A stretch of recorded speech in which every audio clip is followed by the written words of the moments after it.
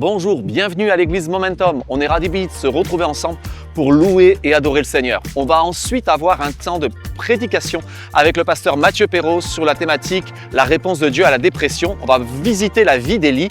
Et si vous avez des sujets de prière ou envie de prière, cliquez sur le formulaire ci-dessous. On se retrouve dans quelques instants.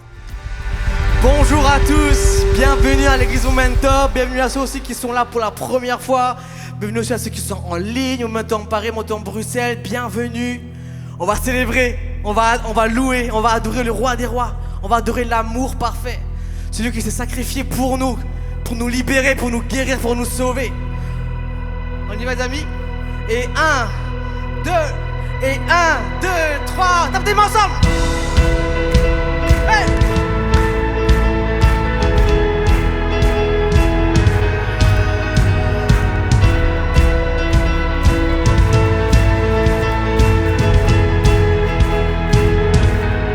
Amour parfait, amour parfait, tu t'es donné à la croix pour tout effacer de mes péchés. Tu t'es chargé sur le bois. C'est par ta grâce seule que je suis pardonné. C'est par ta grâce seule que tu m'as racheté. Oh, oh. Merci pour la croix, ton amour pour moi. Oh, oh. Ta grâce ne faillit pas. On y va ensemble.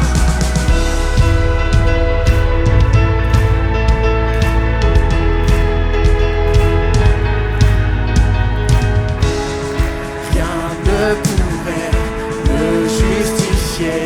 Ton pardon est immérité. Tous mes efforts ne suffiraient à me sauver. C'est par ta grâce seule que je suis pardonné. C'est par ta grâce seule que tu m'as racheté.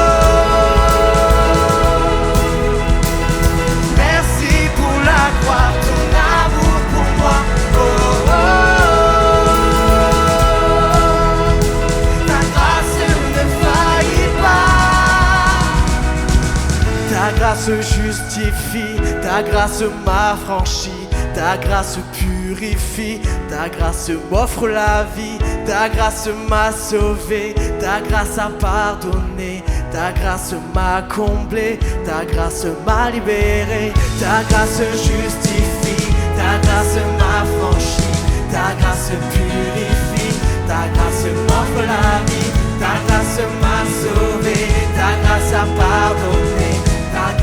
On déclare ensemble ta grâce m'a libéré. Ta grâce justifie, ta grâce m'affranchit, ta grâce purifie, ta grâce m'offre la vie, ta grâce m'a sauvé, ta grâce a pardonné, ta grâce m'a comblé. Oh, oh, oh. Merci pour la croix, ton amour pour moi. Oh, oh. Ta grâce ne faillit pas. Oh, oh. Merci pour la croix, ton amour pour moi. Oh, oh. Ta grâce ne faillit pas.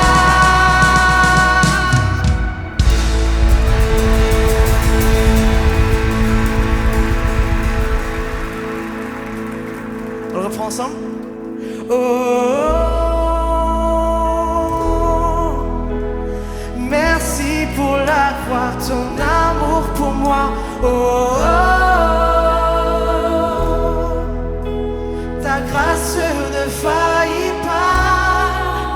Oh, oh, oh. Toutes les voix, je peux vous entendre. Merci pour la croix, ton amour pour moi. Oh, oh,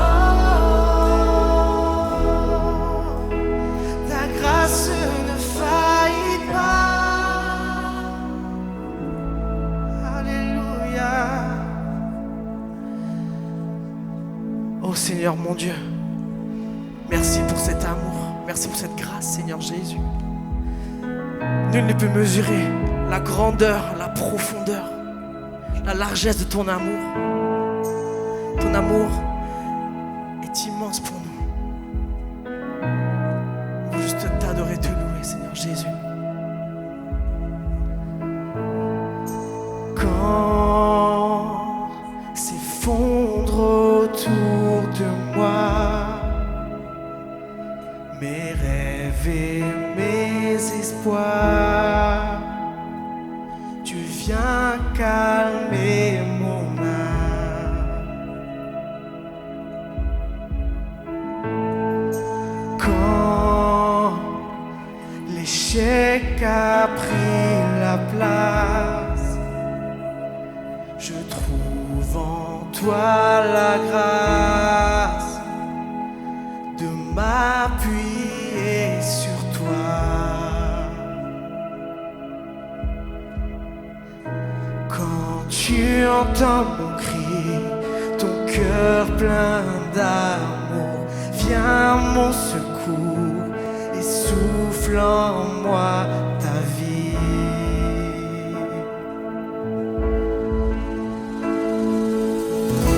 Bien plus haut que les cieux, plus profond que les océans, ton amour est plus grand, ta grâce est infinie, ta bonté reconstruit ma vie, ton amour est plus grand.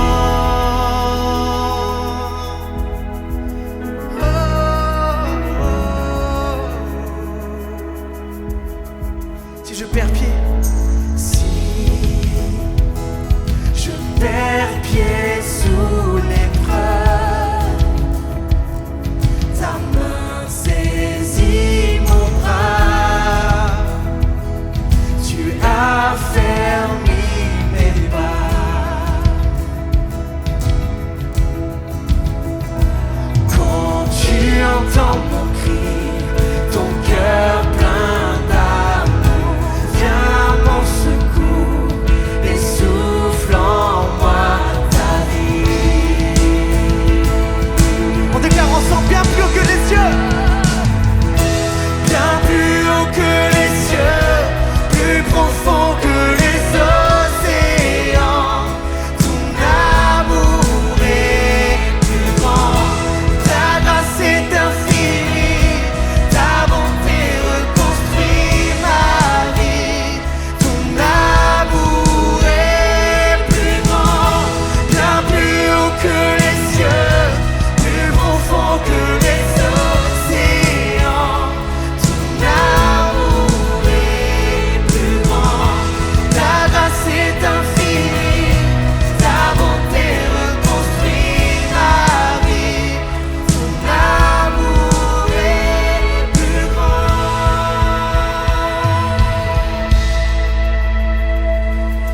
Tu es avec moi, je ne craindrai rien. Tu es avec moi, Seigneur. Oh, déclare-le. Tu es avec moi, je ne craindrai rien. Tu es avec moi, Seigneur. Oh, tu es avec moi, je ne craindrai rien. Tu es avec moi, Seigneur. Tu es avec moi, je ne craindrai rien. Tu es avec moi, Seigneur.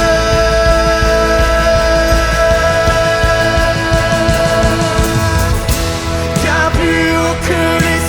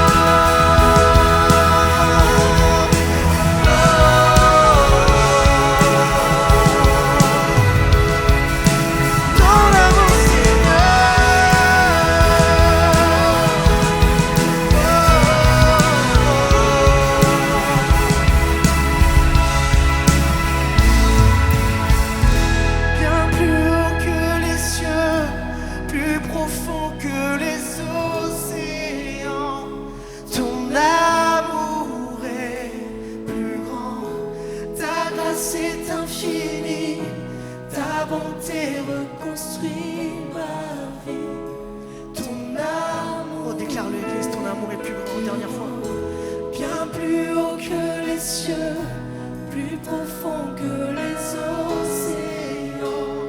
Ton amour est plus grand, ta grâce est infinie, ta bonté reconstruit ma vie. Ton amour est plus grand.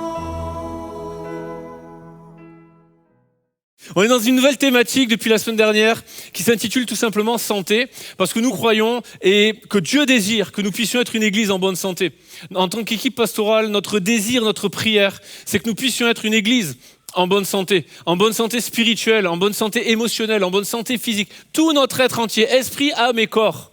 Nous désirons être en bonne santé, nous prions pour que les couples soient des couples en bonne santé, que les familles soient des familles en bonne santé, que les relations parents-enfants soient en bonne santé, que les relations dans les services, dans l'église soient des relations en bonne santé, que chacun d'entre nous, nous puissions être en bonne santé. Et en fait, c'est juste l'écho d'une prière que l'apôtre Jean va faire quand il va écrire aux églises, il va écrire à son ami Gaius, et il va faire cette prière. Je souhaite que tu prospères à tous égards, et que tu sois en bonne santé, comme prospère l'état de ton âme. Vous savez, j'ai grandi dans l'église et je pense que tous les pasteurs que j'ai connus, j'ai entendu ce verset comme les vœux de bonne année à chaque premier dimanche de janvier. Il y avait toujours le pasteur qui donnait ses vœux à l'église et qui souvent, moi franchement, quasiment tous les ans, je l'ai entendu. Et je souhaite que tu prospères à tous égards et que tu sois en bonne santé. Et je pense que c'est des bons vœux à adresser. Il n'y a pas de souci là-dessus, je ne remets pas ça en cause, mais je crois qu'on n'est pas obligé d'attendre le mois de janvier pour se souhaiter d'être en bonne santé. On peut dire à son voisin, je souhaite que tu sois en bonne santé. Je souhaite que tu prospères à tous égards. C'est magnifique, même quand je vous dis de ne pas le faire, vous le faites. Waouh, le message va être long si vous êtes aussi réactifs, ça va être formidable. Mais en tout cas, je souhaite que tu prospères à tous égards. Et c'est notre désir à travers cette thématique. Maintenant, vous comprenez bien que durant une thématique, sur un mois, quelques semaines, on ne va pas traiter tous les sujets et on ne va pas être exhaustif sur chacun des sujets qu'on va traiter. Mais on va juste vous apporter les messages que Dieu met sur notre cœur. Et aujourd'hui, j'aimerais parler d'un aspect particulier dans la santé émotionnelle. Et en fait, ce message que je vais vous prêcher, il a pris racine il y a quelques semaines en arrière. Il y en a sans doute qui étaient là à la semaine de jeûne et de prière. J'avais prêché le lundi un message dont le titre était « Demandez la pluie ». On peut dire que nous avons été entendus cette soirée-là, que depuis, là maintenant on aimerait demander le soleil. C'est pas mon message de ce matin, peut-être un autre jour, mais j'avais prêché ce message avec ce texte d'Élie dans 1 Roi au chapitre 18, quand il va défier les prophètes de Baal. Il y a tout le peuple qui se tourne dans l'idolâtrie avec Baal, Astarté, toutes sortes de divinités. Et puis Élie qui va se lever et qui va défier les prophètes de Baal. Ils vont chacun monter un autel. Ils vont demander que leur Dieu puisse faire descendre le feu sur l'autel. Et la victoire écrasante, humiliante de Élie sur les prophètes de Baal. Et suite à cela, il va se réfugier dans la prière. Et alors que ça fait 3 ans qu'il n'a pas plu dans le pays, il va demander à Dieu la pluie. Il va prier pour qu'il pleuve sur le pays. Et alors qu'il prie, il persévère. À un moment donné, il va voir juste un petit nuage gros comme la paume d'une main. Et là, il va dire à son serviteur, vas-y, cours, ça y est, il va pleuvoir. Et voilà que la pluie va arriver sur le pays. Et aussi surprenant que cela puisse paraître, alors qu'on prêchait ce message, je vais prêcher la suite. Et aussi surprenant que cela puisse paraître, Élie vient de vivre un truc de dingue, d'extraordinaire dans la présence de Dieu, dans la manifestation de la puissance de Dieu. Comme peu ont vécu ça, comme rarement on le voit dans la parole de Dieu. L'instant juste après, Élie est en profonde dépression. Regardez ce qui est dit dans 1 Roi chapitre 19. Akab, c'est le roi, rapporta à Jézabel, la reine, tout ce qu'avait fait Élie. C'est l'instant juste après. Et comment il avait tué par l'épée tous les prophètes. Jézabel envoya un messager à Élie pour lui dire que les dieux me traitent dans toute leur rigueur si demain à 7 heures, je ne fais de ta vie ce que tu as fait de la vie de chacun d'eux. Le message est clair, je vais te tuer. Élie, voyant cela, se leva, s'en alla pour sauver sa vie. Il arriva à Beersheba qui appartient à Juda et il y laissa son serviteur. Et pour lui, il alla dans le désert où, après une journée de marche, il s'assit sous un genêt et demanda la mort en disant « C'est assez. Maintenant, Éternel, prends mon âme, car je ne suis pas meilleur que mes pères. » Étonnant comme passage, surprenant. Si on ne connaît pas ce qui se passe avant, on se dit, Élie, c'est un peu comme le prophète Jérémie, en fait, il prophétise, et puis tout le monde se moque de lui, c'est sujet de moquerie, et puis il en prend plein la tête, il est persécuté, et au bout d'un moment, il en a marre, c'est assez, je veux en finir. Mais ce n'est pas le cas. L'instant juste avant qui précède, il voit Dieu agir puissamment comme rarement vont le voir. Alors comment on passe de l'un à l'autre et est-ce que Dieu a une réponse? J'ai une bonne nouvelle. Dieu a une réponse à la dépression. Dieu a une réponse à nous donner. Et c'est le titre de mon message, la réponse de Dieu à la dépression. Parce que je le crois, je n'ai pas besoin d'être prophète, je n'ai pas besoin que Dieu ouvre le toit là et me parle directement pour savoir que dans ce lieu, il y a des gens déprimés. Que dans ce lieu, devant leur écran, il y a des gens en dépression, en surmenage, en burn-out, certains même qui ont des pensées suicidaires. Et je le crois, c'est un des mots de ce siècle. Ça date de la nuit des temps, mais de plus en plus, nous retrouvons ces personnes-là. Surmenage, burn-out, dépression. Et je ne parle pas de gens qui s'auto-diagnostiquent dès qu'ils vont un peu moins bien. Je parle d'une réalité, d'un mal-être intérieur. D'hommes et de femmes qui, dans les pensées, sont combattus, sont en proie au doute, au découragement, qui les plonge de plus en plus dans quelque chose de misérable, de ténébreux, au point de, comme Élie, demander la mort. Et j'ai une bonne nouvelle parce qu'en fait, Jacques, lorsqu'il écrit aux chrétiens, il prend l'exemple d'Élie et il dit « Élie était un homme de la même nature que nous ». Et si Dieu avait une réponse pour Élie, Dieu a une réponse pour toi. Dieu veut te parler aujourd'hui et te communiquer une parole qui va te faire du bien. À toi peut-être qui te retrouve à terre, découragé, déprimé, qui n'en peut plus, qui dit c'est fini, qui s'était dit là je viens à la réunion juste pour voir un tel et après c'est fini, je lâche tout, j'arrête tout, j'abandonne. J'aimerais te dire, Dieu a une parole pour toi. Et ce qui compte aujourd'hui, ce n'est pas de savoir si tu es tombé, si tu es à terre. Ce qui compte, ce n'est pas le nombre de fois où nous tombons, où on se retrouve à terre, mais est-ce que je me relèverai une fois, encore cette fois? La seule chose qui compte, c'est est-ce que ce soir, ce matin, cet après-midi, tu vas saisir la main de Jésus qui est tendue vers toi et qui veut te relever. Parce que Dieu a une réponse pour chacun d'entre nous. Et je sais que depuis que je parle, certains se disent c'est cool, le pasteur, il a un bon message, mais moi, je vais bien. Mais j'aimerais te dire, si toi, tu es le Élie de 1 Roi 18, il y a le chapitre 19 qui arrive pas loin. Et c'est pas pour souhaiter du malheur sur la vie des uns et des autres, mais c'est une réalité. Ce qui est arrivé à Élie, il est un homme de la même nature que nous, ça va nous arriver. Et si aujourd'hui tu es dans 1 Roi chapitre 19, dans la saison de ta vie, et tu n'en peux plus, ce message est pour toi, Dieu a une réponse pour toi. Mais si tu es dans le chapitre d'avant, et toi c'est la gloire, c'est les prophètes de Baal, ils fuient, c'est une victoire écrasante de la part de Dieu dans ta vie, des témoignages extraordinaires, ce message est pour toi, pour que tu puisses apporter une réponse à quelqu'un qui est dans le chapitre 19 de sa vie, ou pour que quand toi tu vas te retrouver dans le chapitre 19 de ta vie, tu puisses te souvenir de ces principes et de la réponse de Dieu au moment que tu vivras. Alors, la question se pose, comment pouvons-nous passer de demander la pluie à demander la mort? Je me dis, mais comment on peut passer de l'un à l'autre? C'est surprenant, c'est étonnant. Élie vit un truc intense. Il demande la pluie et moi, je vais le dire à plusieurs personnes. Élie ne manquait pas de foi. Élie ne manquait pas de prière dans sa vie. Il ne manquait pas de relation avec Dieu. Élie, c'était un homme de foi. Il est courageux, il est déterminé. Je ne vous refais pas le message du jeûne et prière, vous le regarderez sur YouTube, mais la réalité, c'est que quand il défie les prophètes de Baal, il faut le faire. Il faut qu'il y ait de la foi, il faut qu'il y ait de la détermination, du courage. Et puis, il a une efficacité dans la prière. Jacques le prend comme exemple pour nous aujourd'hui. Il demande la pluie vient. C'est un homme de prière, c'est un homme de foi, et pourtant, il se retrouve dans cette situation. Alors, je veux dire à plusieurs personnes, c'est pas parce que tu es un mauvais chrétien que tu te retrouves à ces pensées-là. C'est pas parce que tu pries pas assez, c'est pas parce que tu connais pas assez la Bible, c'est pas parce que t'es pas un homme de foi, une femme de foi, un homme de prière, une femme de prière. C'est que ces choses-là arrivent. Et elles arrivent progressivement. Premièrement, Élie n'a pensé ni clairement ni avec réalisme. La première chose qu'on voit, c'est que quand il entend les paroles de Jézabel, il se met à fuir. Pourtant, je veux le dire vraiment et l'attester, les paroles de Jézabel n'étaient que du mensonge. En fait, elle va dire que les dieux me traitent dans toute leur rigueur si je te tue pas. Je résume un peu, Matthieu version 2024. Et en fait, c'est faux. C'est faux. Et Élie devrait le savoir. Il vient de battre les dieux de Jézabel. Mais il lui accorde encore de la puissance. Et puis, il se trompe, il ne réfléchit pas avec clairvoyance. Il part pour un objectif, sauver sa vie. Mais j'ai envie de lui dire à Élie, tu peux partir loin. Si Jézabel, elle veut te tuer, elle va te rattraper, elle va te tuer. Hein. et aujourd'hui de croire les paroles de l'ennemi, qui sont parfois déguisées en demi-vérité. Vous voyez pas ce que je veux dire? Je vous en donne quelques-unes. Quand le diable susurre à notre oreille, quand il murmure à notre oreille, tu n'es pas capable, c'est une demi-vérité.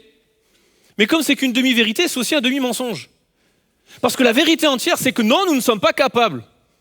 Mais notre capacité vient de Dieu. Oui, tu n'as pas assez de compétences, tu n'es pas assez fort. Oui, c'est vrai, mais c'est qu'une demi-vérité. Parce que la vérité entière, c'est ni par force, ni par puissance, mais par son esprit. Et le diable, avec des demi-vérités, commence à semer ses mensonges. Et il s'enracine en nous, mais ça prend la forme d'une demi-vérité. Et on y croit, parce que quelque part, il y a un fond de vérité dans ce qui est dit. Quand le diable vient et te fait croire, te fait penser, et sème dans tes pensées le fait que « mais tu n'es pas digne ». Ben oui, mais c'est justement pour ça que Jésus est mort. C'est parce que je n'étais pas digne, mais le sang de Jésus à la croix me rend digne. Et le problème, c'est qu'on laisse Jézabel parler à nos cœurs. On la laisse atteindre par ses paroles. On laisse l'ennemi atteindre notre cœur avec des mensonges. Et c'est la première chose qu'Élie a fait. La deuxième, Élie s'est coupé de ceux qui auraient pu le fortifier. Quelque chose qui est intéressant à relever à la fin du chapitre 18, lorsqu'il y a eu la grande victoire, la pluie est arrivée. Élie court, il devance son serviteur, la pluie arrive, et Élie s'arrête à l'entrée de la ville. Je n'ai pas la raison de pourquoi il n'est pas rentré. Il y a sûrement plusieurs raisons. Si on se mettait à y réfléchir, on verrait sûrement plusieurs hypothèses intéressantes. Mais c'est factuel, il n'est pas rentré dans la ville. Il s'est coupé des gens de la ville. Il est resté à l'entrée. Et là, le messager vient le voir, lui donne cette parole, et là, il part avec son serviteur. Et même là, en cours de route, alors qu'il est à Beersheba, il laisse son serviteur, je l'ai lu tout à l'heure, et il se retire à l'écart. Le livre des Proverbes dit que celui qui se tient à l'écart cherche ce qui lui plaît.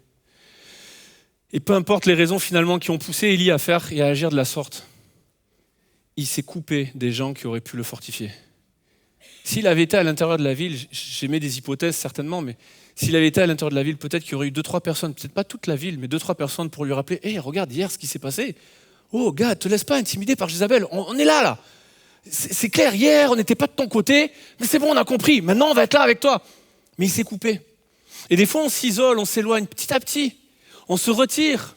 On commence par couper le groupe maison, on commence par couper les relations, on commence par arrêter le service, faire une pause, et puis on s'éloigne petit à petit. Pour qu'au moment où tu te retrouves comme une proie, seule, fragile, vulnérable, quand le diable vient sur ta vie, il n'y a plus personne pour t'entourer. J'aimerais te dire, c'est un mensonge de l'ennemi lorsque tu penses que tu es tout seul.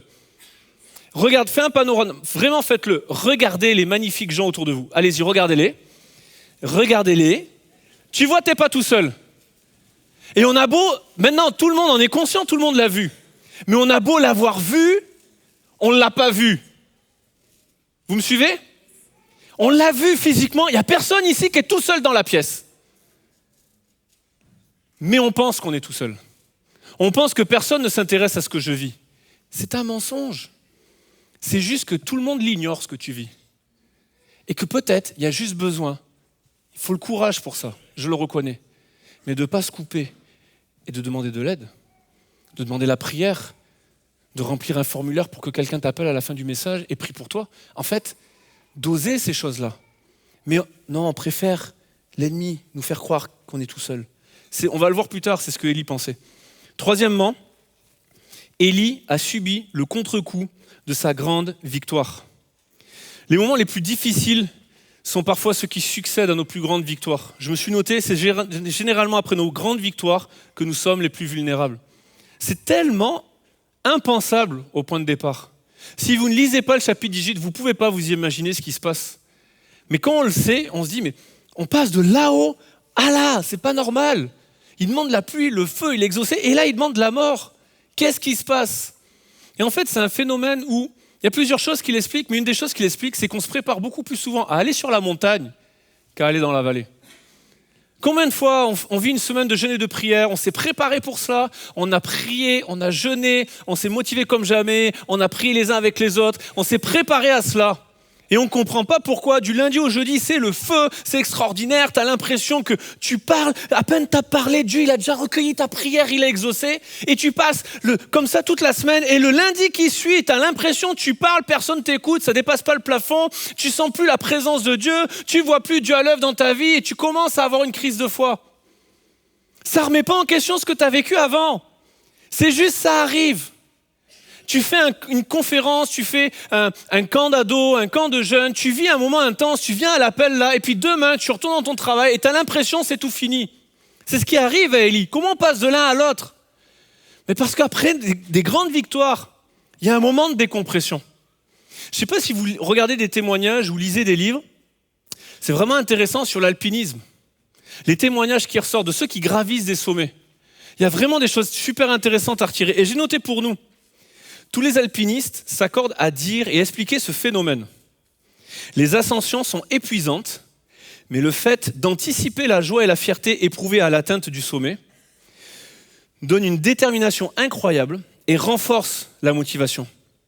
Mais, aussitôt après, vient l'étape la plus éprouvante, redescendre. À ce moment-là, on se sent un peu déprimé, vulnérable, et parfois, on relâche sa vigilance. Ce qui est extrêmement intéressant, c'est de voir un dénominateur commun de tous les témoignages documentaires que vous pouvez lire ou voir. C'est que la plupart des gens qui, dans l'alpinisme, vont mourir, meurent dans la descente, pas dans la montée. Techniquement, on se dirait, ils ont atteint l'objectif, ils ont gravi le sommet. Mais en fait, ils ne sont pas revenus.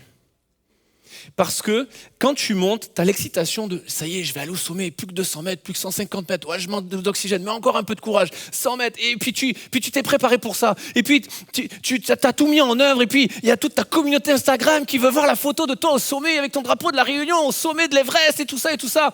Et en fait, ça te donne de la force, de l'énergie. Mais au point qu'une fois que tu es arrivé au sommet, et après il se passe quoi ? Une fois que tu es arrivé au sommet du mont Everest, tu fais quoi dans ta vie? Une fois que tu as épousé la femme de tes rêves, tu fais quoi après? Une fois que tu as eu 5 enfants, que tu as peuplé la terre, tu fais quoi après? Une fois que tu as fait ton voyage missionnaire en Inde, que tu as accompli ton rêve, tu fais quoi après? C'est la décompression. Et en fait, c'est humain. On se prépare à monter au sommet. On ne se prépare jamais à redescendre. Et en fait, c'est humain.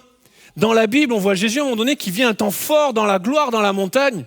D'ailleurs, il discute avec Élie et Moïse à un moment donné, toute sa gloire apparaît, et là, il y a Pierre, Jacques et Jean. Et Pierre, il a le réflexe humain que nous aurions tous eu. Il part à Décathlon et il revient, et Seigneur, on va dresser 3 tentes ici. C'est bon qu'on soit là. Et Jésus lui dit, ben non, on va pas rester là, on va redescendre. Et en fait, il y a cette réalité, c'est qu'humainement, on a envie de rester dans ce moment. Vous aimeriez pas, franchement, de vous à moi, personne ne le dira, ça sera un secret entre nous et la communauté YouTube. En vrai de vrai, vous aimeriez pas tous les matins avoir Liv, toute l'équipe là qui chante et tout ça? Bah moi j'ai fait le choix de me marier avec Laetitia Perrault. Mais la réalité, c'est qu'en vrai, on aimerait tous avoir ce moment-là quand tu es découragé d'avoir 15 frères et sœurs et boum, on prie. Oui, mais quand tu les as pas, quand il faut redescendre et que tu vis ces moments tout seul, on ne s'est pas préparé. C'est pas prêt juste à monter. On aimerait y rester, que ces moments n'aient jamais de fin. Mais la réalité, c'est que si nous les vivons, c'est pour que justement, on redescende et qu'on amène ce qu'on a vécu là-haut, qu'on puisse en témoigner en bas aux gens qui ont besoin de Jésus. En fait, le but que tu gravisses des sommets spirituels dans ta vie n'est pas que tu fasses le tour de tous les sommets, qu'après tu écrives un bouquin là-dessus, mais qu'une fois que tu es parti au sommet, tu redescendes dans la vallée et que tu rendes témoignage de ce que tu as vécu là-haut. Que tu parles de ce... Et en fait, c'est ça le but. Mais Élie, il a atteint le sommet et après il ne se passe plus rien. Il se coupe même du peuple pour qu'il a fait ça. On a besoin de réaliser qu'il y a des contre-coups comme ça et de s'y préparer. Quatrièmement, c'est très lié, Élie était épuisé physiquement et mentalement. Il portait trop tout seul et physiquement il était au bout du rouleau. C'est pour ça qu'il demande la mort. Il n'en peut plus. Et je vais le dire avec beaucoup d'amour mais avec vraiment beaucoup de force. Ce n'est pas le cas de tout le monde, mais il y a des gens ici, alors que vous êtes déprimés, au moins au point d'avoir des pensées que vous ne pensiez pas avoir un jour. Ce dont vous avez juste besoin, c'est de dormir. Il y a des parents ici, ce dont vous avez juste besoin, c'est d'une bonne nuit de repos. Et je le dis intentionnellement. Parce que des fois, on est là, on vient à l'église, on vient une semaine de jeûne et prière, et on prie, Seigneur, c'est quoi l'appel que tu as sur ma vie? C'est quoi ma destinée? Je vais te le dire. Regarde les gens qui sont autour de toi, va voir des parents et dis-leur, hey, le week-end prochain, je te garde tes enfants. En fait, mais c'est vrai. Mais les amis, vous n'avez pas l'idée de la puissance d'une nuit de sommeil dans quelqu'un qui dort plus depuis des jours. Ça te remet les idées à l'endroit. Et là, on est là, oh Seigneur, c'est magnifique, ta gloire, l'appel de Dieu sur ma vie. Puis t'as l'autre à côté, il est en train de pleurer parce qu'il dort pas. Ouvre les yeux, descends de ta montagne et va rendre service à quelqu'un. Il y a des gens, ils dorment plus depuis des jours parce qu'ils sont endettés. Et pendant que toi, t'es là, oh Seigneur, tu le bénis, puis tu pourvois à ses besoins. Mais arrête de prier, paye-lui les courses. Parce que de toute manière, t'as pas la solution pour ses dettes, c'est sûr. Mais pendant que lui, il veut dormir et qu'il ferme les yeux, il voit des comptes en rouge, des moins, il voit l'appel de l'huissier, l'appel du patron, l'appel de la banque, toutes ces choses, et il n'arrive plus à dormir. Et peut-être que si tu lui payais les courses ou tu lui faisais le plein de sa voiture pour qu'il aille bosser, il pourrait dormir juste une nuit. Mais ça peut tout changer. Et ça, t'es capable de le faire. Et c'est pas moins grand que d'évangéliser la terre entière. En fait, c'est juste de réaliser que ce que tu vis, tu dois le déposer dans la vie de quelqu'un d'autre. Élie, il était épuisé. Et il y a des gens ici, vous êtes épuisés. Je n'ai pas besoin de faire un appel à lever la main, je le sais. Et quand je dis ces choses, qu'on se comprenne bien, c'est pas pour qu'après vous veniez me voir et me dire, écoute Mathieu, j'ai entendu le message subliminal. Donc si tu veux, on te garde les 5 enfants. Comme ça, je suis frais, les amis, je dors. Il n'y a pas de problème. C'est pas pour moi, je plaide pas ma cause. Ok ? Ça va. Et puis, c'est gentil de vouloir prendre soin de nous. Mais ça va. Avec les siens, on dort et on mange. Il n'y a pas de problème. Je dis pas ça pour avoir un plat demain. Regardez, c'est bon, ça va. Mais vraiment, il y a des gens autour de vous. Et là, dans ce lieu, il n'y a pas besoin d'aller plus loin. Dans ce lieu, tu peux trouver comment répondre à un besoin. Tu peux aider quelqu'un qui est épuisé et lui offrir une nuit de sommeil. 5e, Élie s'est apitoyé sur son sort. En fait, ce qui est révélateur dans ces paroles, c'est quand il va dire, c'est assez, prends mon âme, car je ne suis pas meilleur que mes pères. Mais personne ne lui a demandé ça. C'est fou quand même. Il va faire cette déclaration, je ne suis pas meilleur que les autres. Mais personne ne lui a demandé de l'être. Il n'y a personne dans le chapitre 18 qui vient le voir et qui vient le calmer. Oh Élie, c'est bon, les prophètes de Baal. Mais Moïse, il a fait mieux. Hein. Il n'y a personne qui lui dit ça. Et en fait, des fois, on est découragé. Écoutez bien. On est découragé dans notre service, dans notre appel pour Dieu, parce qu'en fait, on s'est mis une pression que personne nous a mis. Moi, j'ai déjà reçu des gens dans mon bureau qui étaient découragés par leur service, et quand je l'écoutais de pourquoi, ils s'étaient mis une pression que j'avais jamais mise. Ouais, mais tu te rends compte, il faut faire ceci, cela. Mais je t'ai jamais demandé ça. Et Dieu ne t'a jamais demandé ça. Et des fois, on est là et on s'épuise, et on se décourage pour une pression qu'on se met et que Dieu ne nous met pas. Matthieu 11, 28, Jésus va le dire, son joug, il est doux et son fardeau léger. Donc la pression que tu te mets de « Oh, il faut se servir », mais c'est pas toi, arrête de te mettre cette pression, Dieu ne te la met pas. Dieu ne donne pas son esprit pour que tu sois meilleur que les autres. Vous recevrez une puissance, le Saint-Esprit survenant sur vous, et vous serez juste mes témoins. Pas meilleur que les autres. Et d'ailleurs, quand on voit l'équipe de Jésus, sincèrement, il y avait peut-être meilleur. Mais c'est eux qui l'ont choisi. Il leur a pas mis une pression d'être l'élite de la nation. Alors que je vous prêche, j'ai pas la pression, peut-être ça va vous décevoir, mais j'ai pas la pression du tout de prêcher mieux que les autres. La pression que j'ai, c'est est-ce que je prêche le message divin? C'est tout. Est-ce que je prêche mieux que les autres? J'ai déjà la réponse. J'ai pas besoin de me poser cette question.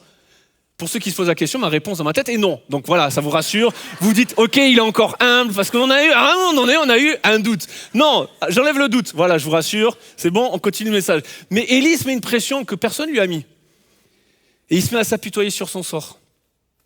En fait, les mots sont devenus des mots. Ça va s'afficher parce que sur le moment de la digestion, je comprends que vous ayez besoin d'un peu de temps. Je suis fier de cette phrase, donc ne m'enlevez pas ce mérite et cette fierté. Mais les mots de Jézabel, les mots qu'il a laissés résonner dans son cœur. La Bible dit c'est l'abondance du cœur que la bouche parle. Les mots qu'Élie a utilisés sont révélateurs des mots intérieurs, du mal-être qui était au plus profond de lui. Et je crois que des fois, on a oublié quelque chose. C'est que le diable, il rôde autour de nous comme un lion rugissant, cherchant qui il va dévorer. La Bible ne dit pas qu'il rôde autour de nous comme un chat miaulant. Il ne vient pas ronronner. Ok ? Il ne vient pas chercher le câlin. Il veut te manger tout cru. Il veut te dévorer. Il veut te déchiqueter.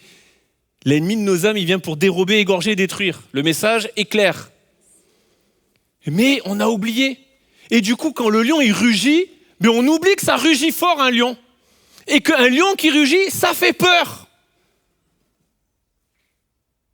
Mais j'ai une bonne nouvelle.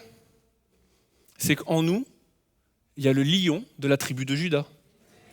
Et si l'ennemi te met des mensonges dans tes pensées, tu peux lui renvoyer en face les paroles de l'Éternel. Et faire ce que j'ai fait tout à l'heure. Oui, il va rugir fort, il va te dire t'es pas capable et t'es pas digne. Oui, j'encaisse, mais attends, j'ai pas fini. Oui, je suis pas capable, mais ma capacité elle vient de Dieu. Oui, c'est pas par force, c'est par puissance, pardon, mais c'est par son esprit. Oui, je ne suis pas digne, mais Jésus m'aime quand même.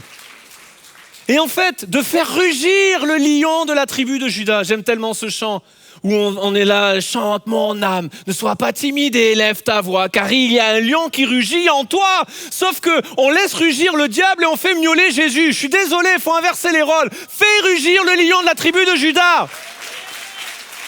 Et rappelle à l'ennemi les paroles et la vérité de la parole de Dieu. Ce que Dieu dit que tu es. Et d'envoyer ses réponses. En fait, il y a une chose avec laquelle je suis d'accord pour Élie. Et que Dieu est d'accord. C'est quand Élie dit « c'est assez ». En effet, c'est fini, c'en est assez. Mais pas de Élie, pas du ministère de Élie, pas de l'approbation ou de l'onction de Dieu sur Élie. Mais c'en est fini des mensonges de l'ennemi. Et là où je suis d'accord avec toi, c'est pour dire « c'est fini ». Mais ça n'est pas fini de ta vie, ça n'est pas fini de ton ministère, ça n'est pas fini de l'onction de Dieu sur ta vie, ça en est fini des mensonges de l'ennemi. Et on va laisser Dieu parler à nos cœurs pour amener la liberté dans nos pensées. On a tellement besoin de ça. Et Dieu va le faire avec amour. Dieu veut répondre à nos « c'est assez »,« je n'en peux plus », par un doux « lève-toi », va, reprends le chemin et recommence. Dieu va le faire avec vraiment amour et grâce. Il va d'abord accorder du repos à un homme qui est épuisé. Il va le nourrir, s'il vous plaît, nourri par Jésus lui-même. Ma femme cuisine bien, mais si un jour je peux être nourri par Jésus lui-même, je ne dis pas non. C'est ce qui se passe pour Élie. Et puis il va le fortifier, il va l'encourager, il va lui rappeler les paroles, il va redéclarer des choses sur la vie d'Élie. Il va le remettre en selle et il va lui donner un ami, en la personne d'Élisée, en qui il va pouvoir se déverser et investir. Il ne va pas le laisser tout seul. Et en fait, Dieu veut faire la même chose avec toi. La suite du passage nous montre Élie qui va se réfugier dans une caverne. 3 éléments vont passer, je vais y venir, puis un 4e. Et dans les 3 premiers, Dieu n'était pas dans ces choses. Et le 4e, Dieu était dans ces choses. Mais avant cela, il y a les paroles d'Élie, qui dit à Dieu, mais je ne comprends pas, j'ai déployé mon zèle pour l'Éternel des armées, et je suis resté tout seul. Et ce qui est très révélateur, c'est quelque chose, dans les paroles d'Élie, c'est quelque chose qui peut nous arriver. Nous pouvons servir Dieu en oubliant quel Dieu nous servons. Il dit, j'ai déployé mon zèle pour l'Éternel des armées. Mais si c'est l'Éternel des armées, pour voir l'Éternel des armées, il faut qu'il y ait une armée qui soit en face de toi. Je suis assez terre à terre dans ma vie. On prie, et en fait, je crois que des fois, non seulement on sert un Dieu en oubliant le Dieu que nous servons, et on fait des prières sans qu'on veuille vraiment l'exaucement. On est là, Seigneur, je veux voir du miracle dans ma vie. Ouais, et donc Dieu, il va te mettre des impossibilités pour qu'après tu vois le miracle, mais tu vas te plaindre des impossibilités qui te font face. Ah Seigneur, je veux voir des déblocages dans ma vie. T'es un Dieu extraordinaire. En plus, on fait une série de déblocages. Oui, il débloque ma situation. Tu sais ce qui va se passer? La réponse à ta prière, c'est qu'il va te mettre des blocages dans ta vie. Sauf que quand les blocages arrivent, oh Seigneur, c'est pas normal. Pourtant, je te prie, je te sers. Mais justement, tu pries. Mais justement, Dieu répond à tes prières. Et on sert Dieu, mais on oublie le Dieu qu'on sert. Parce qu'on s'attache plus à ce qu'il fait plutôt que ce qu'il est. Et je crois qu'il y a des prières dans nos vies. On n'est pas conscient, parce qu'évidemment on ne le dit pas. On ne dit pas à Dieu, Seigneur, je te fais cette prière, mais franchement, je ne veux pas que tu y répondes. Non, mais inconsciemment, regardez, une prière que je pense on fait tous en tant qu'Église, qu'il y a un maximum de personnes qui donnent leur cœur à Jésus. On fait ce genre de prière.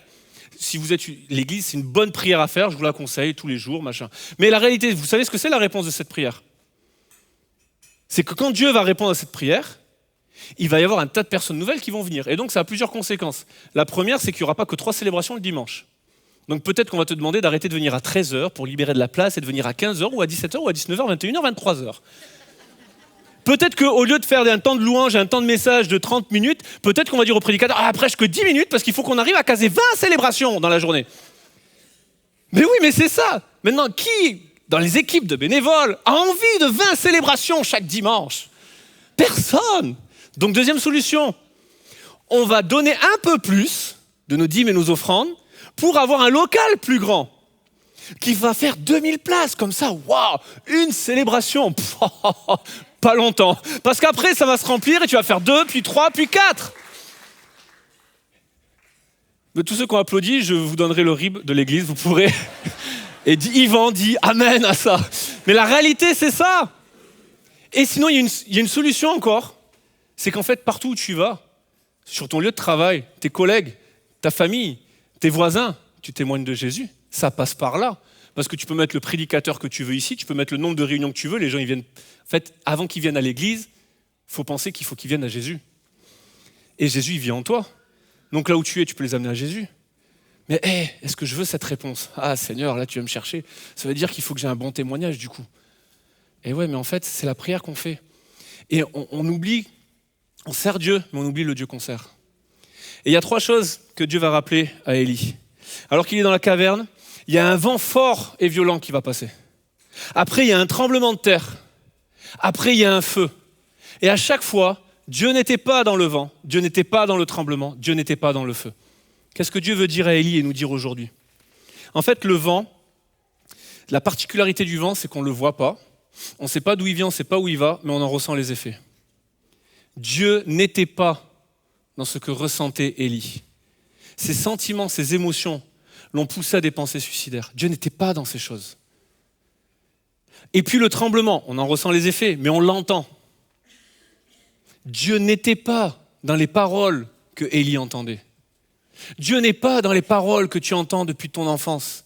Dieu n'est pas dans les paroles que tu as entendues cette semaine. Dieu n'est pas dans ce que les gens ont dit que tu étais. Dieu est dans ce qu'il dit que toi tu es. Dans ce que lui il dit. Dans ce que lui, il affirme. Et pendant que les gens disent « tu n'es pas digne », Dieu te dit « tu es mon enfant ». Et l'Esprit atteste à ton esprit que tu es enfant de Dieu. Dieu n'était pas dans les paroles qu'entendait Élie, que ce soit celles qu'il prononçait ou celles de Jézabel. Et puis, le feu, on en ressent les effets toujours, mais surtout on le voit de loin. Pendant longtemps, on a communiqué grâce au feu. Et Dieu n'était pas dans ce que voyait Élie.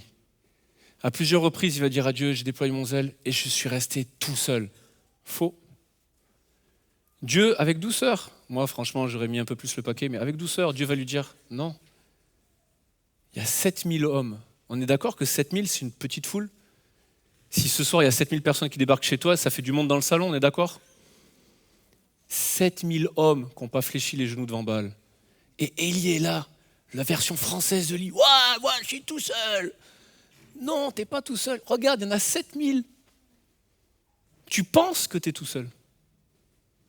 Mais regarde, il y a du monde autour de toi. Dieu n'était pas dans ce que voyait Élie. Et pendant que j'invite les musiciens à me rejoindre, Dieu était dans le murmure doux et léger qui va passer juste après. Après ces 3 choses, après le feu, un murmure doux et léger. Littéralement, dans l'hébreu, c'est une expression que j'aime beaucoup et que les parents pourront comprendre. Un murmure doux et léger, littéralement, c'est un son de silence. Les parents, normalement, vous comprenez ça. Vous vous êtes jamais retrouvés à table, et puis quand vous arrivez à faire taire tout le monde, ça fait du bien d'entendre le silence. C'est vraiment une expression de parents. Rassurez-moi, il n'y a pas que moi qui l'ai dit dans ma vie. Confessez-vous un peu. Je veux dire, non, je ne suis pas tout seul là, les amis. C'est vrai. Un son de silence. Et attention, je ne suis pas en train de dire que Dieu n'est jamais dans le vent, jamais dans le tremblement, jamais dans le feu. Dieu va se révéler à Moïse avec du feu. Le jour de la Pentecôte, le feu, le tremblement, le vent, il y a les 3. Donc Dieu peut être dans ces choses. Mais dans ce moment dans lequel tu es, dans lequel était Élie, ce dont tu as besoin, ce n'est pas de la manifestation de Dieu dans ta vie. C'est de son murmure doux et léger. De ce son de silence qui rappelle à ton âme que tu es aimé, que tu es désiré. Trop de gens sur la terre grandissent et vivent avec comme quotidien et refrain quotidien des paroles de l'ennemi qui sont en train de les tuer petit à petit, qui sont en train d'éteindre le feu que Dieu a sur leur vie, l'appel qui est sur leur vie, qui sont constamment rabaissés, qui entendent comme refrain que tu es une erreur d'une soirée, je t'ai pas voulu sur la terre. Et ce dont tu as besoin aujourd'hui, dans ce moment, avec ces pensées où tu demandes la mort, j'ai quelque chose pour toi. Dieu, il va pas te donner la mort, il va pas répondre à ta prière, il va te donner la vie. Et ces paroles qui te donnent la vie, c'est ces paroles qui te disent, moi je t'ai voulu. Dieu a voulu de toi sur la terre. C'est Dieu qui t'a créé. T'es pas une erreur. Peut-être que tes parents n'avaient pas pensé à toi, mais quand tu étais dans le ventre de ta mère, Dieu pensait déjà à toi. Il était déjà en train de former des projets de paix, de bonheur, un avenir rempli d'espérance. Et quand bien même les gens t'auraient dit ça, Dieu n'est pas dans ce que les gens ont dit. Dieu est dans ce qu'il te dit. Et il t'a voulu. Il a formé des projets pour te rendre heureux. Et quand bien même tu l'as jamais entendu de ton père, de ta mère, d'une personne autour de toi, Dieu t'aime. Tu peux ne pas y croire, mais tu peux pas le changer. Dieu t'aime. Parce qu'il est comme ça, il est amour. Et tu peux faire comme si tu ne l'avais pas entendu, tu peux faire comme si tu n'y croyais pas, comme si ce n'était pas vrai, mais c'est vrai. Dieu t'aime. Et peu importe ce que tu as fait hier dans ton chapitre 18, peu importe ce que tu fais aujourd'hui, peu importe ce que tu vas faire demain, tu ne vas pas assez pécher au point que Dieu t'aimera plus. Tu n'es pas parti trop loin de Dieu au point que Dieu t'ait perdu de vue. Dieu t'aime. Tu peux me raconter ce que tu veux, mais Dieu t'aimera quand même. Tu peux m'amener toutes les pensées contraires, mais Dieu t'aime. Tu peux pas l'enlever, ça. Tu peux juste ne pas y croire, tu peux juste refuser son amour, mais c'est ce dont tu as le plus besoin maintenant.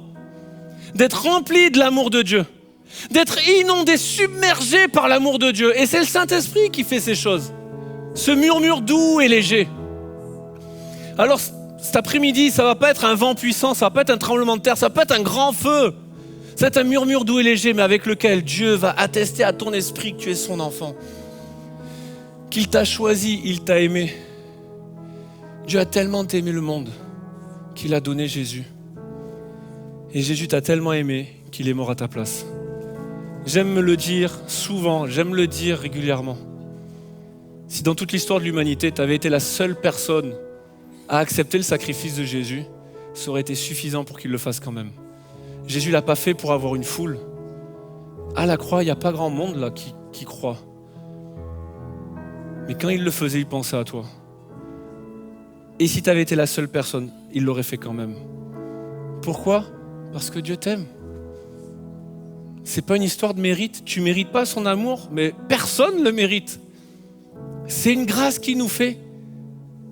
C'est une grâce qu'il te fait. Alors j'aimerais pendant un instant on puisse se lever, s'il vous plaît, tous ceux qui ont la santé de le faire, qu'on puisse se lever, fermer nos yeux un instant. Si vous êtes devant votre écran et que vous avez la possibilité de le faire, eh bien je vous invite aussi à fermer les yeux. On va pouvoir le faire ici physiquement dans cette pièce, mais pour ceux qui sont en ligne, de pouvoir le faire avec les formulaires et demander la prière aux équipiers qui vous rappelleront. Mais alors que nous sommes dans ce moment-là, j'aimerais faire un appel. Et tout simplement, l'appel va être très simple. Si aujourd'hui, tu t'identifies à ce Élie du chapitre 19, là où tu es, lève ta main, je veux prier pour toi. Et le fait de prier pour toi, il y a plusieurs mains qui se lèvent, un petit peu partout à travers ce lieu. Encore d'autres mains qui se lèvent. Lorsque je vais prier, ma prière n'arrête magique, mais elle veut juste signifier, tu n'es pas tout seul. Encore d'autres mains qui se lèvent. Seigneur Jésus, merci pour ta grâce et ta fidélité. Merci pour ta parole qui touche les cœurs, qui touche les vies. Et je prie pour que tu fasses ce que je ne peux pas faire, mais que tu puisses imprimer ton amour dans le cœur des uns et des autres. Que par ta douce présence et ton doux murmure, tu puisses parler à chacun des cœurs et que tu puisses mettre des paroles de vie, de restauration, de consolation. Nous déclarons cet après-midi que c'en est fini des mensonges de l'ennemi et que ta présence va remplir ce lieu, chaque personne, esprit, âme et corps, et que ton amour va nous inonder. Dans le nom de Jésus. Alors que nous gardons les yeux fermés, avant qu'avec toute l'équipe de louanges, on puisse prendre ce chant comme une prière. Tu es ma source, tu restes Dieu dans mon désert. Je viens devant toi et je m'attends à toi. Avant qu'on puisse le prendre comme une prière, j'aimerais vous inviter à aller un peu plus loin. Toutes les personnes qui ont levé la main, c'est pas pour vous mettre sous le spot, mais vous allez comprendre. J'aimerais vous inviter à sortir des rangs, quitter les allées et à venir sur le devant. Et peut-être tu n'as pas levé la main et puis tu le regrettes, mais viens sur le devant. Ne passe pas à côté de cette seconde opportunité. Alors que vous venez sur le devant, mettez-vous vraiment devant là, pour éviter qu'il y ait des gens dans les allées. Ça va nous aider à pouvoir prier pour chaque personne. Et là, vraiment, remplissez la place qui est devant là. Ne restez pas dans les allées. Et en fait, alors que vous vous approchez, vous allez prendre ce chant comme une prière. Et puis il y a des personnes qui vont venir prier pour vous. Parce que je veux le dire à chacun, tu n'es pas tout seul. Il y a des gens ici qui vont prier pour toi, qui vont prier avec toi. Et puis les personnes qui sont restées dans les allées, les personnes qui sont restées à leur place, priez, intercédez pour ceux qui sont devant. Faites de ce chant une déclaration de foi, de prière. Et on n'assiste pas à un spectacle. Gardez les yeux fermés, tendez vos mains vers les bien-aimés et commencez à déclarer ces paroles. Tu es leur source, tu es leur bien, leur Père, tu restes Dieu dans leur désert. Parce qu'il y a un véritable combat qui prend place. Vous n'avez pas idée de parfois le côté sombre, ténébreux, des pensées qu'il peut y avoir, des gens derrière un sourire ou un visage, des choses qui peuvent se cacher dans les cœurs. Mais ce matin, nous disons à l'ennemi, c'est fini. Son œuvre s'arrête parce qu'à la croix, Dieu a tout accompli, Christ a tout accompli. Il a dépouillé les œuvres des ténèbres. Même la mort n'a pas pu le retenir. Il a triomphé du pouvoir et de la puissance de la mort. Il est ressuscité. Il est la résurrection et la vie. Et ce matin, il va amener la vie dans ton cœur, dans tes pensées, dans ton âme et dans ton corps. Alors vous êtes là, commencez à prier, que les équipiers commencent à prier, les intercesseurs, les leaders de groupe extension, toute l'église, levons nos mains. Et avec ce chant, faisons de ce chant notre prière dans le nom de Jésus. Je te prie et tu entends ma voix.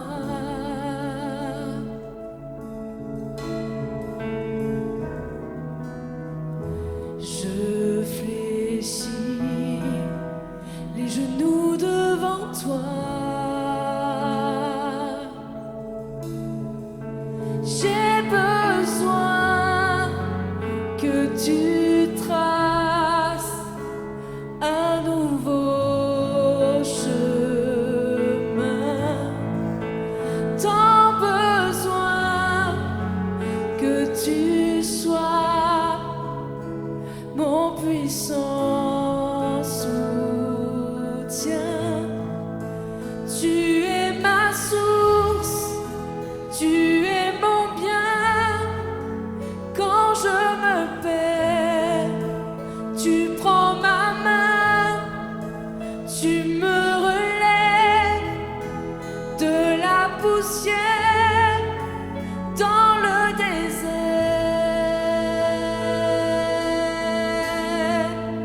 Tu me diriges vers ta lumière, Seigneur.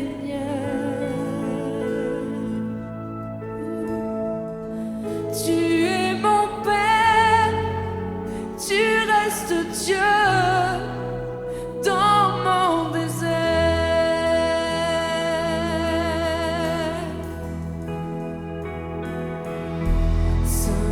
Saint-Esprit, je me tiens devant toi.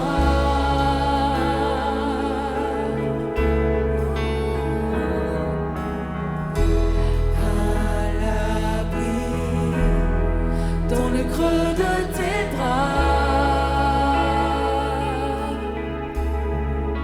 J'ai besoin de ton feu qui me purifie. Tant besoin de ta vie. Alors je m'écris. Tu es ma source, tu es mon bien.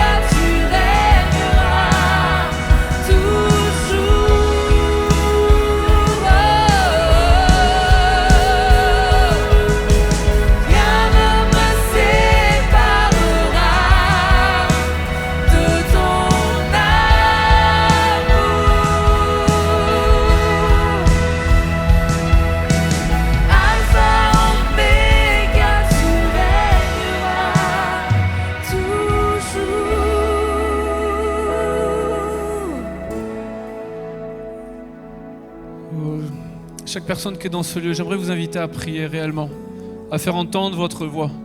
Trop souvent, on laisse l'ennemi rugir. Mais cet après-midi, tu dois réaliser qu'à ta place, ta prière, tu fais entendre la voix du lion de la tribu de Juda. Et on doit faire résonner le lion qui est au fond de nous, plus fort, parce que celui qui est en nous est plus grand que celui qui est dans le monde. Et alors que tu pries à haute voix, la personne qui est à côté peut être encouragée, saisir une parole qui va le bénir, lui redonner la vie. Mais j'aimerais qu'on puisse réaliser, chaque personne ici dans ce lieu, il y a un véritable combat qui prend place là. Il y a un combat spirituel. Et celui que nous invoquons, c'est le Dieu des armées. Et on fait face à toute une armée ennemie qui, dans les pensées, on n'a pas à lutter contre la chair et le sang, mais les dominations de ce monde, les autorités de ce monde. Et il y a tout un tas de choses qui se passent dans les pensées. Il y a des gens qui, aujourd'hui, vont physiquement passer de la mort à la vie. Vont dans les pensées, vont passer de la mort à la vie. Alors nous allons combattre, éteindre les traits enflammés du malin, combattre contre les paroles de l'ennemi, les paroles destructrices de l'ennemi. Et alors que les équipiers prient, que toute l'église puisse prier. Partout dans ce lieu, je veux entendre vos voix qui s'élèvent. Je veux vous entendre intercéder pour nos bien-aimés. Il y a des enjeux spirituels en ce moment. Il y a des choses qui se passent. Et il y a la liberté, la vie que Dieu veut déverser. Son amour qui veut le déverser. Oh Seigneur, merci pour ta présence. Merci pour l'action de ton esprit. Oui, je prie pour que tu répandes ton amour dans les cœurs. Nous déclarons à l'ennemi, c'est fini. C'en est fini des paroles qui détruisent, c'en est fini des paroles qui nous lient, qui amènent des pensées de mort. Nous relâchons et nous déclarons ta vie dans les pensées, dans les actions. Pour chaque personne ici, je prie et je déclare qu'il y a des gens qui vont dormir alors qu'ils n'ont pas dormi depuis des jours. Je veux déclarer que ce matin, tu vas agir dans les pensées et que tu vas libérer par ta parole. Oh, ce que l'œil n'a pas vu, ce que l'oreille n'entend pas, tu veux le relâcher, le révéler par l'Esprit de Dieu. Oh, faites monter vos voix. Alléluia. Rien ne peut nous séparer de l'amour de Dieu. Ni la mort, ni la vie, ni les puissances, ni les hauteurs, ni la connaissance, ni le passé, ni tes erreurs. Rien ne peut nous séparer.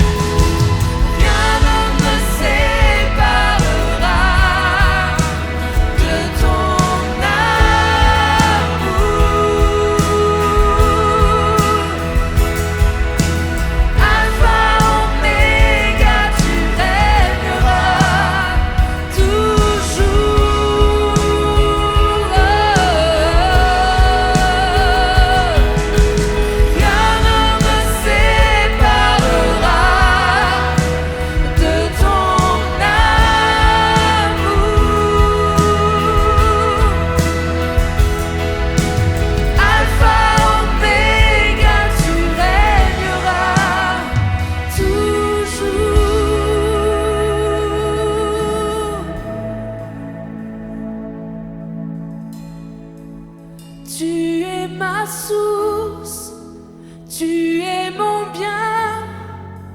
Quand je me perds, tu prends ma main, tu me relèves de la poussière dans le désert. Tu me diriges vers ta lumière, Seigneur.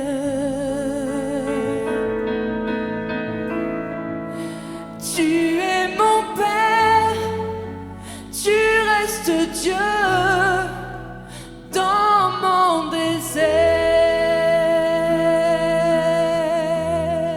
Alléluia, tu es notre source. Tu restes Dieu dans nos déserts. Seigneur, merci pour ta douce présence. Merci pour le ministère du Saint-Esprit, pour l'œuvre que tu commences, l'œuvre de restauration. Tu es toujours ce Dieu qui est près de ceux qui ont le cœur brisé. Tu es toujours celui qui entend notre voix et nos prières. Tu es celui qui sait ce qui se cache derrière un sourire ou des larmes. Seigneur, merci pour la vie que tu communiques. Merci pour l'amour que tu répands. Seigneur, merci parce qu'il y a des hommes et des femmes qui ont été sauvés par ton amour, de pensées qui les assaillaient, qui les condamnaient. Et tu es celui qui encore aujourd'hui, tu libères les captifs, tu délivres les opprimés, tu restaures ceux qui ont le cœur brisé. Tu publies une année de grâce et de faveur pour toutes celles, tous ceux qui sont dans la souffrance. Tu es toujours ce Dieu qui donne la vie.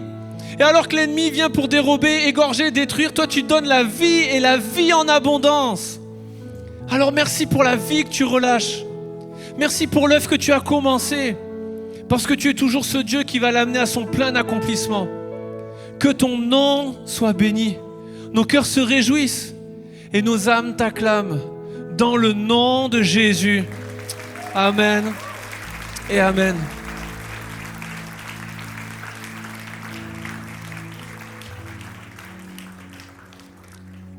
Je crois profondément qu'il y a quelque chose qui s'est passé, pas toujours quelque chose de visible, mais dans le monde spirituel, il y a l'œuvre de l'ennemi qui s'est arrêtée. C'est Jean qui dit que Jésus est apparu pour détruire les œuvres du diable. Et je crois qu'on a besoin de réaliser qu'en tant qu'Église, nous poursuivons l'œuvre de Jésus, pas par notre puissance, mais par l'Esprit de Dieu. Alors, continuons de prendre soin les uns des autres, de prendre des nouvelles les uns des autres. On va se retrouver sur les parvis, mais peut-être qu'il y a des personnes qui ont encore besoin d'un temps de prière. Je sais, on a prié pour un maximum de personnes, mais vous avez peut-être besoin de quelque chose encore, et bien simplement, les équipiers vont se tenir à votre disposition pour prier avec vous et pour vous. Et pour vous laisser vivre ce temps d'intimité, on va se retrouver sur les parvis et vous laisser vivre ce moment. Que Dieu vous bénisse à chacun. Et puis je vous donne rendez-vous le week-end prochain. Waouh, quel message, quelle louange. On a vécu vraiment un moment magnifique autour de la parole de Dieu. On a pu voir comment Dieu avait préparé une sortie pour la situation d'Élie. Donc si vous avez besoin vous-même de prière et d'intercession sur votre vie, cliquez sur le formulaire ci-dessous. On vous encourage à le faire. En attendant, au nom de toute l'équipe pastorale de l'Église Momentum, je tiens à vous remercier pour votre générosité. Merci pour votre soutien qui, semaine après semaine, nous est très précieux. Soyez bénis et à très bientôt.